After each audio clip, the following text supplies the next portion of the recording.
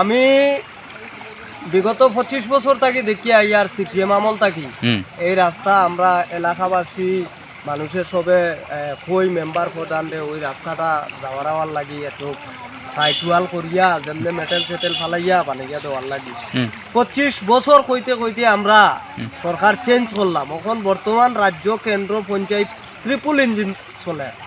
এরপরেও আমরা এই রাস্তাত এত কষ্ট করিয়া যাতায়াত করা লাগে। সিনাতপুর হাই স্কুলের পশ্চিম দিকে যে রাস্তাটা প্রধান সড়ক একটা যুবরাজনগর লাগছে এই রাস্তা বর্তমানে দেখুন রাস্তার এই অবস্থা।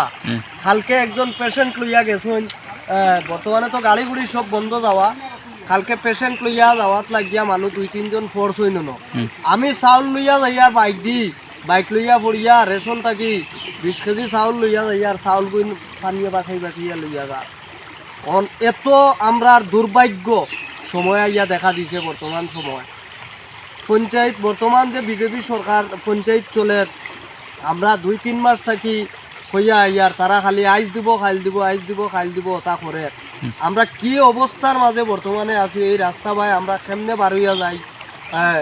আমরা যে ডিস্ট্রিক্ট হসপিটাল বা RGM হসপিটাল আমরা এই রাস্তা দিয়ে যাতায়াত করা লাগে, এমন অবস্থা রাস্তাটার মানে মাথেলাম নাই।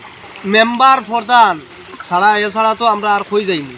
আমরা তো তারারে মেম্বার বানাইছি বা এলাকাবাসী প্রধান বানাইছি, আমরা তো তারার গেছেও যাই।